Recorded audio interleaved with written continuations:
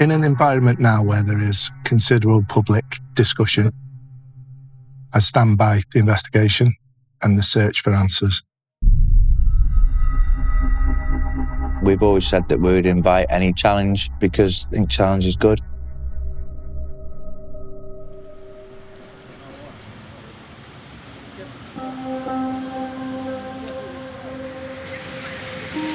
In October, I went to the House of Commons and I was invited to talk about my experiences as a senior coroner's officer, and I've been invited back again.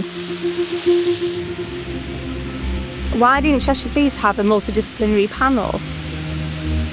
It's like they've made up this narrative and they've just tried to push the evidence to make it all fit, but it doesn't fit.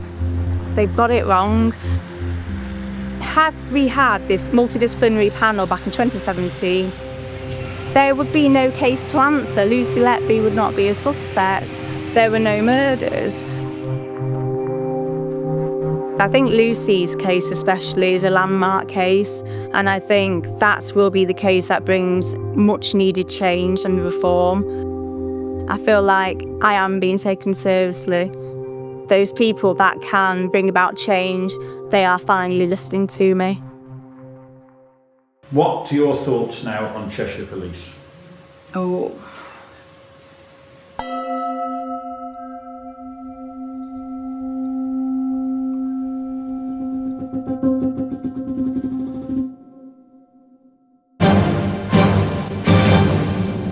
From ITN, the ITV Nightly News with Dermot Monaghan.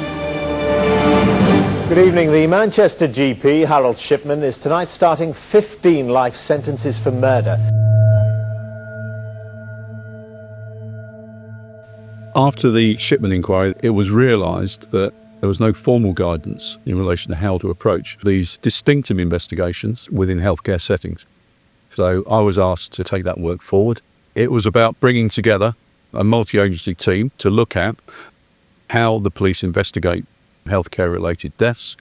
And at the end of that process, we managed to produce an addendum to the murder investigation manual, which specifically looked at the investigation of deaths in healthcare settings. Some people may find it surprising. There is actually a manual on how to investigate a murder. It's the Bible, if you like, for senior investigating officers. So I authored with colleagues the addendum, which specifically looked at making the investigation of questioned deaths within healthcare more effective.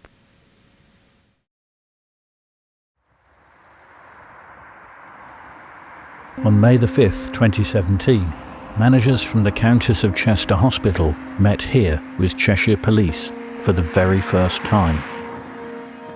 They explained that, after 2 reviews, they had found the neonatal unit at the hospital had had a bad run. There was an increase in the vulnerability of the babies. There were staffing issues, bad medical care. The unit had now improved. Consultants' rounds had gone from twice weekly to twice daily. They had stopped taking the most vulnerable babies, and the excess deaths had reduced. But at exactly the same time, they had removed a nurse. She always seemed to be there when bad things happened, but there again, as one of the most qualified, was likely to be caring for the sickest babies. She had been working overtime in an overcapacity unit. The managers had spent almost a year rigorously investigating a group of doctors' concerns about the nurse, but had found that there is no evidence other than coincidence. So I was called in as a senior coroner's officer just a few days after Cheshire Police had met with the hospital bosses. And there wasn't discussion about any suspects. And I remember really clearly the police were minded not to investigate the concerns. They asked me to quickly review all the cases. I had 3 hours to review what would be 13 deaths. The impression I got, and this was my interpretation, they were going to go back to the hospital and say, we're not investigating. The next day, Stephanie gave Cheshire Police her findings. They appeared to be natural causes, but there were missing jigsaw pieces in some of the post-mortem reports. So I said, if you go ahead with an investigation, you may find those missing pieces and the cause of deaths may need to be amended. Just a couple of days later, there was a second meeting between the police and hospital managers. Assistant Chief Constable Darren Martland concluded, At present, there does not appear to be any evidence of a criminal wrongdoing which would warrant a police-led criminal investigation. In fact, there was a rather different concern. There could potentially be allegations of bullying or intimidation on the part of the hospital. During her grievance process at the hospital, the two lead doctors provided zero evidence against the nurse whom they had effectively hounded from her job.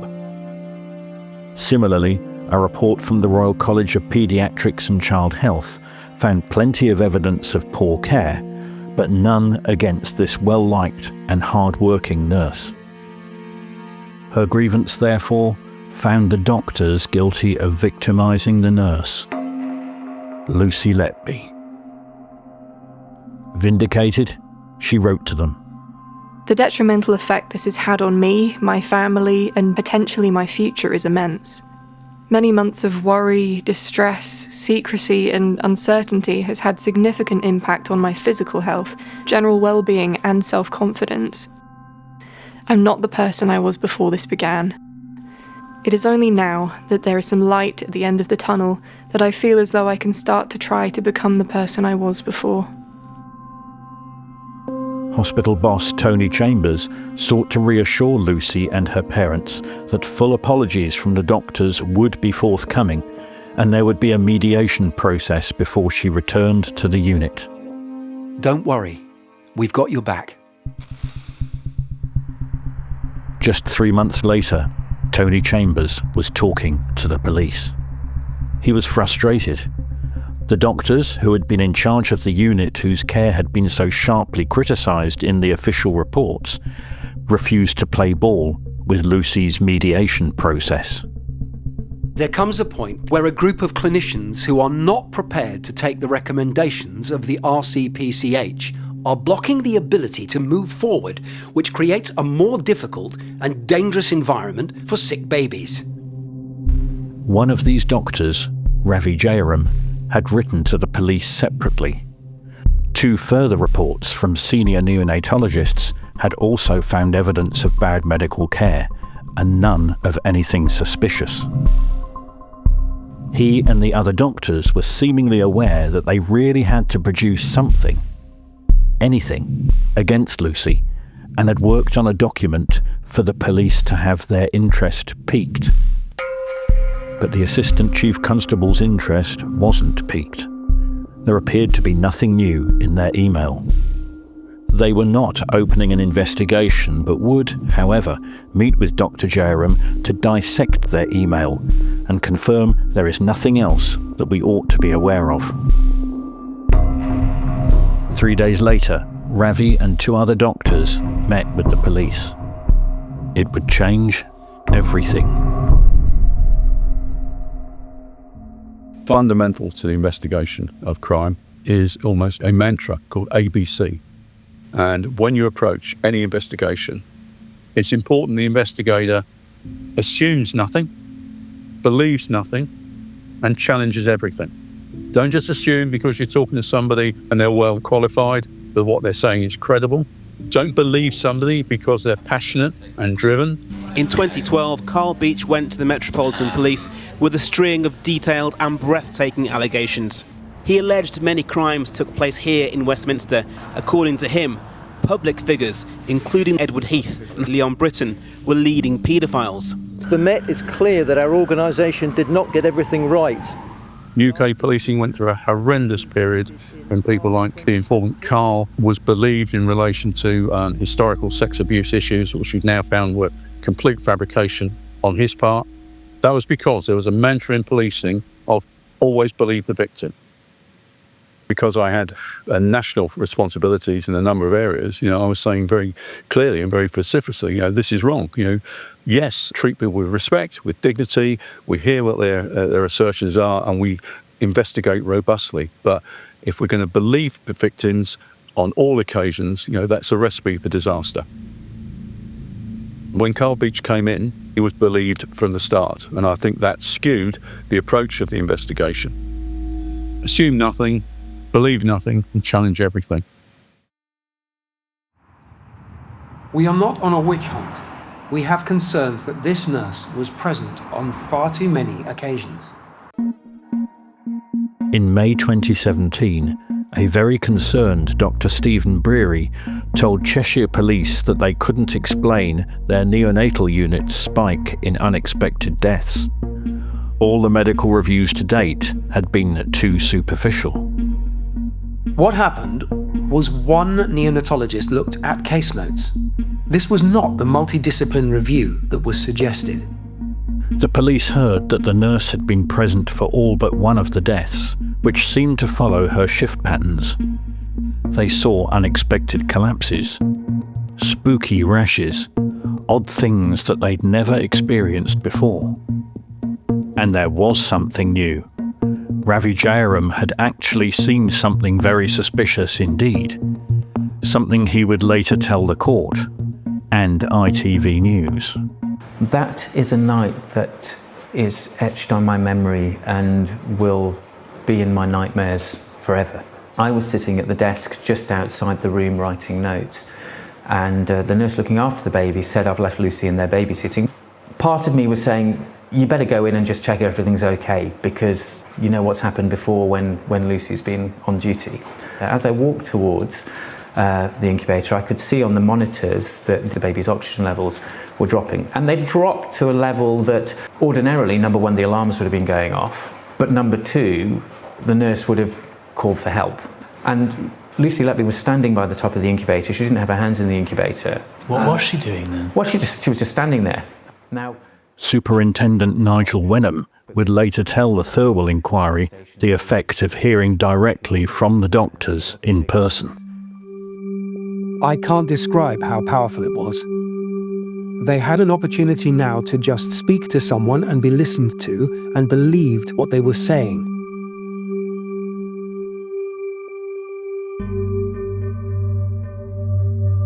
An email would later come to light, written the previous month by Ravi Jayaram to the other doctors. He described the incident which would live in his nightmares forever, yet had seemingly taken him 15 months to recollect at all. Staff nurse Letby at incubator and called Dr. Jayaram to inform of low saturations. In this private version of events, the nurse had first called the doctor for help. In court in 2024, under oath, the prosecutor wished to clarify, did you hear any call for help from Lucy Letby? No, not at all. Ravi's dramatic and powerful story was not what he'd told his colleagues, but it appears that's what he told police in the game-changing meeting. I can't describe how powerful it was. My line manager, Paul Hughes, came to my office and he was due to have a meeting with the coroner, Mr. Moore. And he said to me, just in passing, he said, "Steph, that review you did, it was one of the main reasons we've decided to launch an investigation." And I was really quite shocked because I got the impression the police did not want to investigate. So I think at that point was when Mr. Moore was informed that there was going to be a press release. And that was also the same time when the inquest that was due to be heard on the 25th of May for baby D. Lucy Letby would eventually be convicted of baby D's murder, but in May 2017, the suspect was poor medical care. Now, my team had to rush quite quickly to inform all the witnesses that the inquest had been pulled because the police were starting an investigation. Family liaison officers also contacted affected parents, including those of the baby at the centre of Ravi Jayaram's story. Seemingly, the focus of the investigation would not be potential poor care. We were just told it was an investigation into a nurse at the hospital.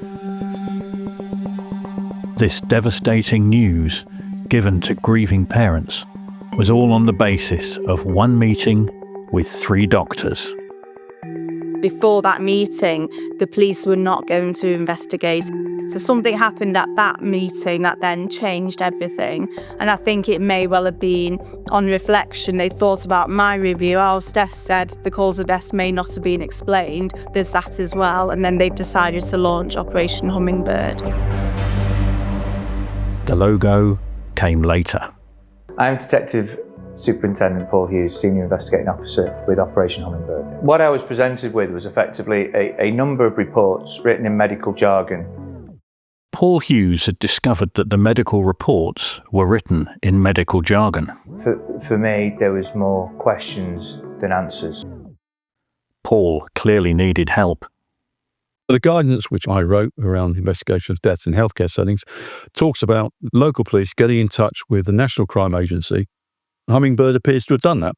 The NCA are giving advice to Hummingbird that they need a panel of experts. Now, I was really pleased to see that because that's exactly what they needed. That's exactly what best practice says. So in this case, it would be neonatologists, it would be obstetricians, statisticians, across the range. And a whole list was prepared by the NCA, identifying those key disciplines that should be engaged. This was exactly what Dr. Stephen Breary had called for, a multidisciplinary panel who had the highly specialist skill set to unmask the mystery of this spike in deaths. But curiously, there is no evidence that in 2017 the NCA or Cheshire Police made contact with any of them. Maybe because somebody else had first called them. I don't know whether Cheshire Police had difficulties in getting expert opinion. I read about this in May 2017, and I drove up from Carmarthen to meet with them. Dr. Dewi Evans was not really the specialist neonatologist that the National Crime Agency had called for. He had been a regular paediatrician and had retired 10 years earlier. In fact, he wasn't at that time even licensed with the General Medical Council. But in the UK's lax expert witness system, he had been getting regular work.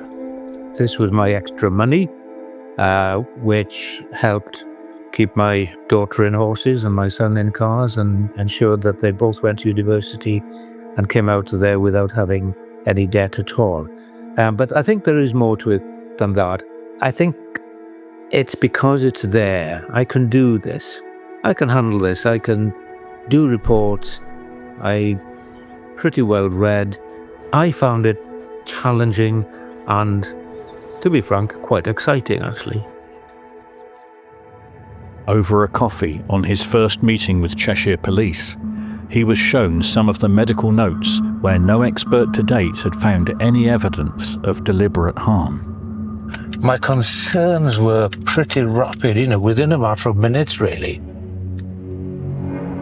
It struck me that this baby was the victim of significant inflicted injury, and that we were already looking at some kind of criminal event. His confident and near-instant pronouncement of deliberate harm in a case that had baffled more qualified experts for over a year went down brilliantly. The following day, Adam Bolger of Cheshire Police wrote to the National Crime Agency. We were certainly impressed with Dr. Evans, and he's clearly very interested in assisting us.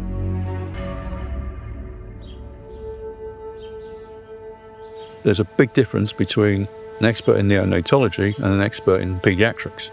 Now, Dr. Evans' expertise was in paediatrics. I understand that he had a leading role in developing neonatal care in Wales whilst he was working, but I'm not sure that those qualifications were appropriate.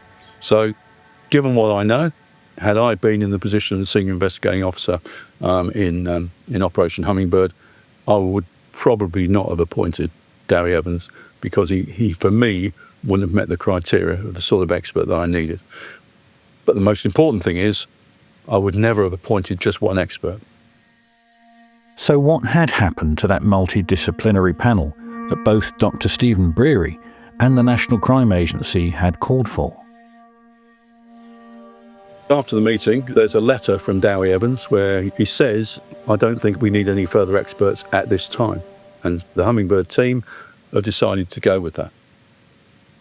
It disturbs me, really, because there was the opportunity at that point for Operation Hummingbird to do the right thing. If they just said, thank you for that, that's good advice, please appoint these experts, but that didn't happen. Operation Hummingbird relied on one expert. To an extent, it doesn't surprise me that they were attracted to somebody who was very confident and perhaps was going to give them the answers that they wanted. And I don't say that in terms of inappropriate answers, but in terms of concrete answers. In October, Dewi handed Cheshire Police his initial conclusions. He felt a staggering 28 incidents were suspicious. There was just one problem. When the police checked against staffing rotas, Lucy Letby wasn't there for 10 of them. She had not always been there when something bad had happened after all. And as the police's initial situation report had inferred, with Lucy's specialist skills, she tended to be brought in on overtime when they were busiest with the sickest babies. And there were a lot of sick babies. A killer bug, Pseudomonas, had been found in the sinks. Raw sewage came up through the plug holes and even dripped from the ceilings. With so many problems in the struggling, under-resourced unit, was it not far more likely that the nurse unwittingly followed disaster rather than causing it? Despite the dozens of reports being invoiced by Evans, that smoking gun was proving elusive.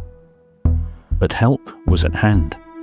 While the hospital doctors had originally been potential suspects for bullying Lucy Letby, they now appeared to be part of the team. BBC reporter Judith Moritz claims the police set them to work hunting through hospital records, something it is unlikely the police could legally do themselves.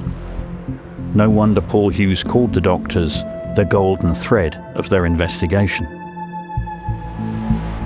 Eventually, in February 2018, Dr. Stephen Breary claims he found some unusual discarded insulin test results.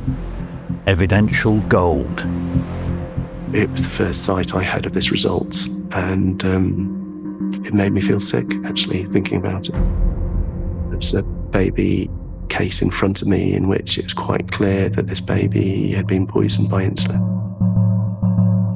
At last, one could find some kind of smoking gun. In other words, one could now show that someone was causing harm to babies. Did those discarded results really show that? Neither Dewi Evans nor Stephen Breary were experts on neonatal insulin. In fact, after the trial, a panel convened by Dr. Shu Lee, founder of the Canadian Neonatal Network, would find those test results inconsistent with poisoning. Moreover, the hospital's care under Stephen Breary was atrocious.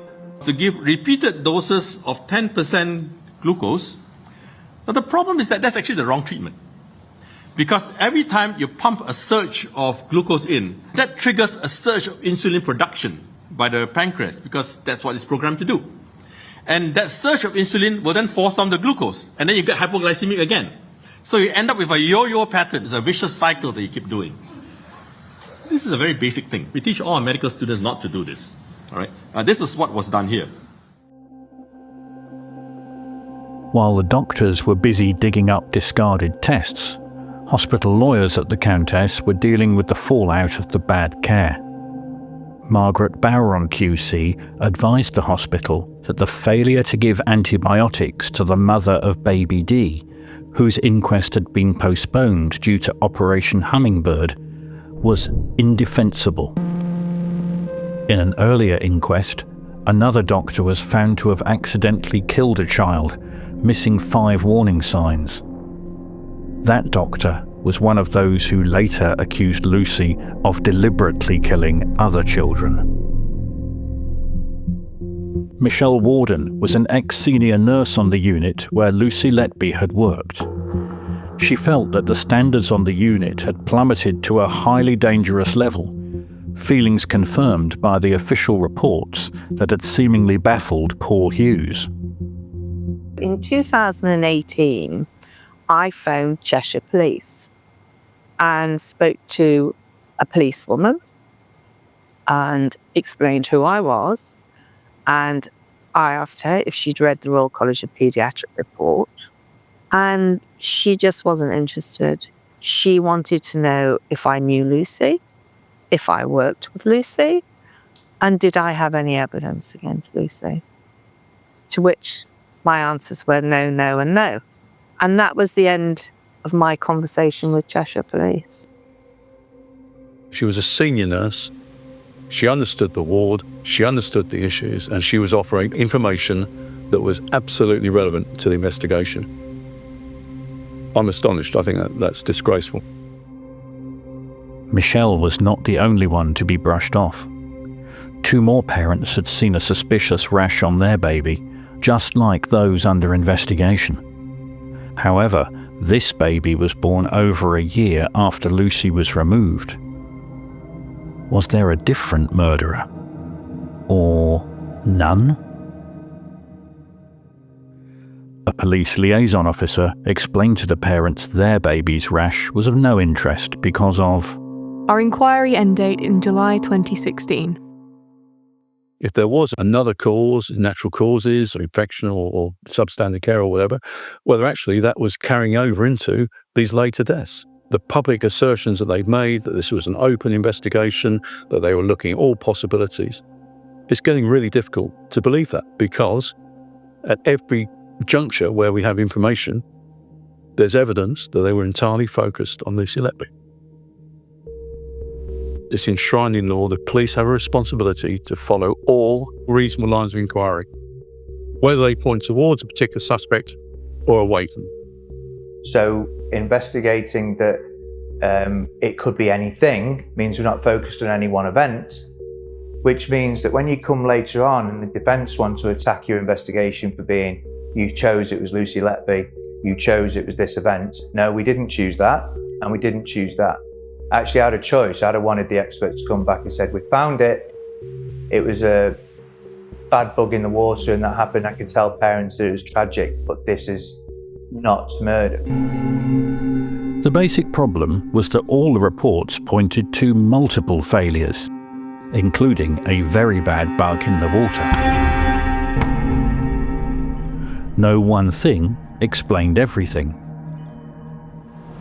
And if you try to make a single cause fit by simply eliminating everything that doesn't fit, you have a biased investigation.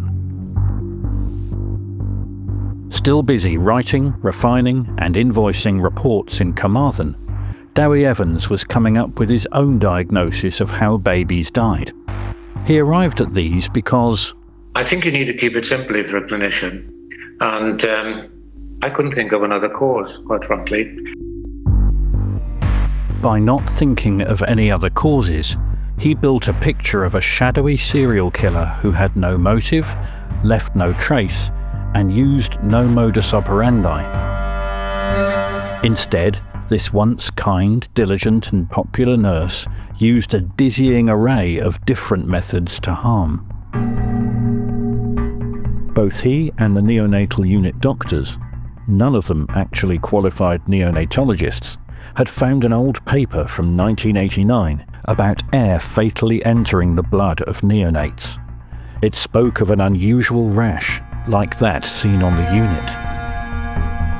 But after they used his paper in the trial, the author told the appeal court that they literally did not know what they were talking about. That author was Dr. Xu Li. Air embolism by the venous system does not produce these kinds of skin discolorations. Other theories were even wilder. One was air injected into the stomach, which experts say is literally impossible as a method of murder. And in the first case Dewi saw, he alleged Lucy somehow had punched the liver without anyone seeing or hearing a thing. One had to think the unthinkable. Someone had intentionally harmed these babies.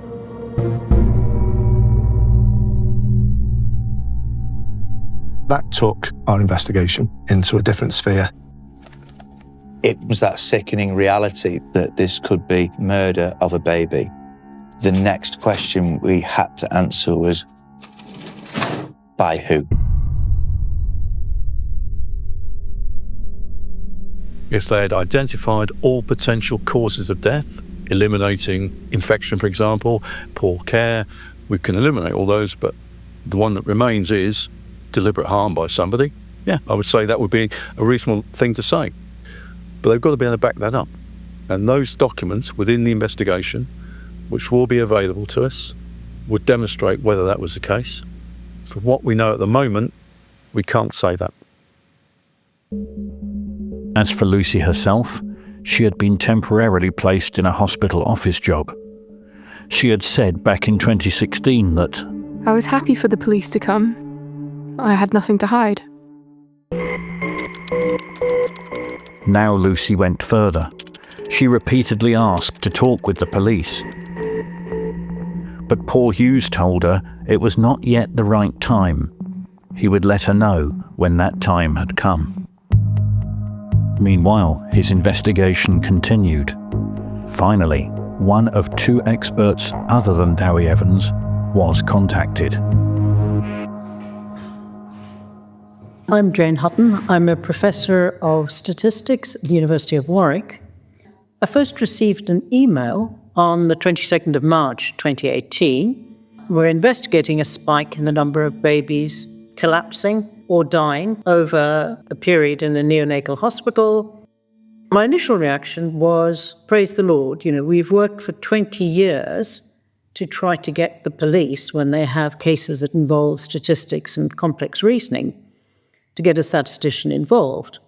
I did, in fact, have an in-person meeting. I'd had a quick look and said, yes, this needs to be investigated. There does appear to be an increase in the crude number of deaths per year, but you don't assume we've had a spike, therefore there must be a murderer. There are occasions when there are individual people who are responsible, such as Harold Shipman, but there are plenty of cases such as Lucia de Berk in the Netherlands. It was really thanks to whistleblowers. It was eventually found out that you had a series of hospitals that were not functioning very well. Essentially, they'd picked on somebody they thought was unusual, who was there a lot of the time.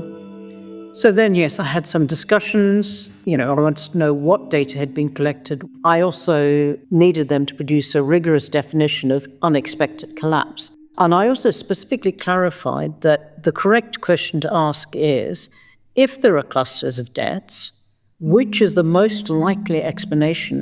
I'd want to look at infections and causes of death, what treatment they were given. I'd want to know what happened during the pregnancy. Were there problems during the pregnancy?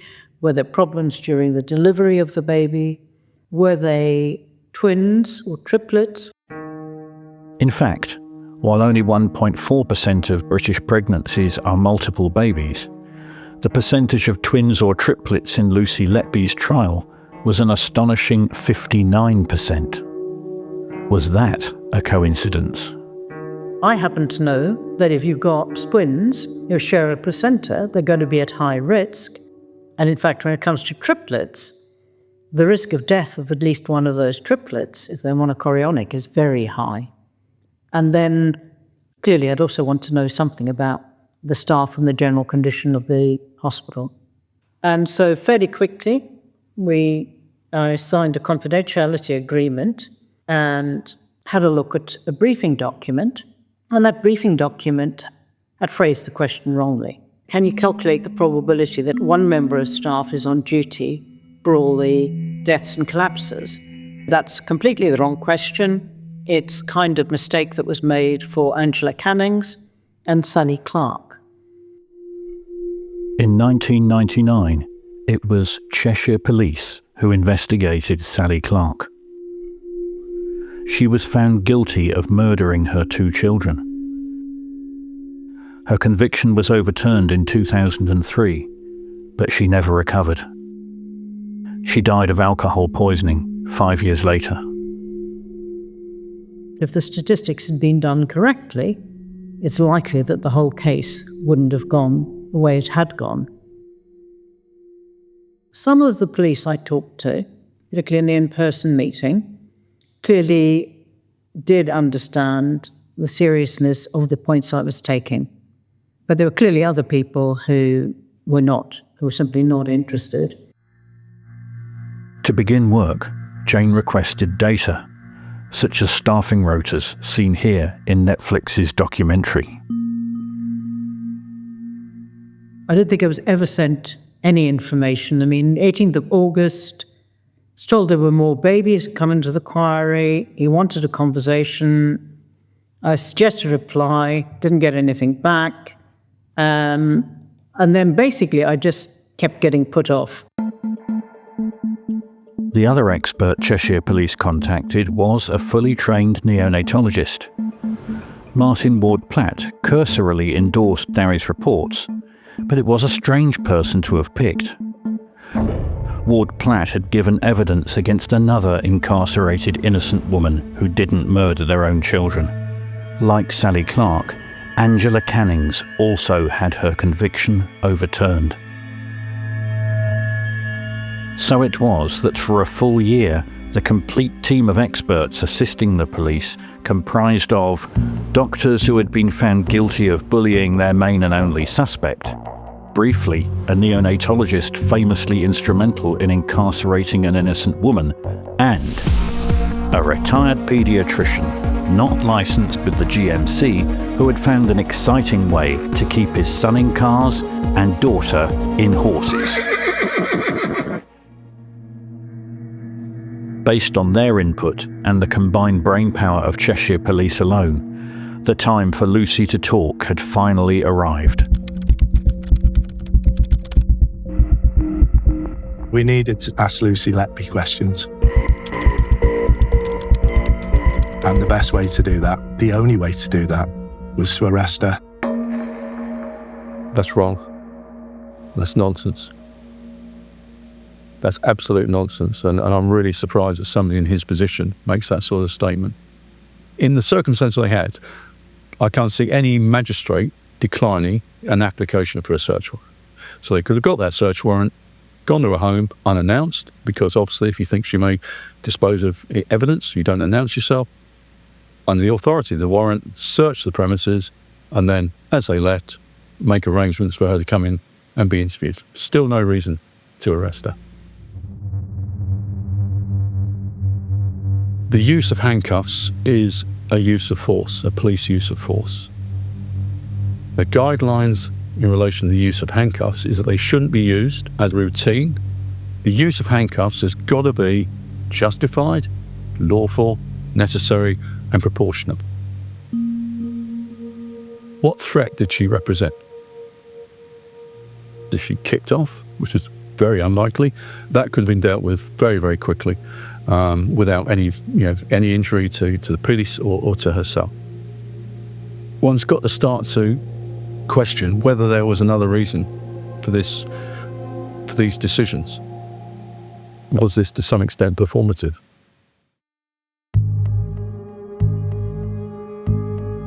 The nurse eventually learned that the right time that Paul Hughes had been waiting for was 6:03 a.m. on July the 3rd, 2018. Hello, Lucy, is it? Yeah. Hello, my name's Cheshire Police. So can you step in 2 seconds? Oh, yes. Yeah, thank you. Now they had Lucy Letby in handcuffs, filmed with multiple cameras for the world's later viewing pleasure. A new chapter in the botched investigation had begun.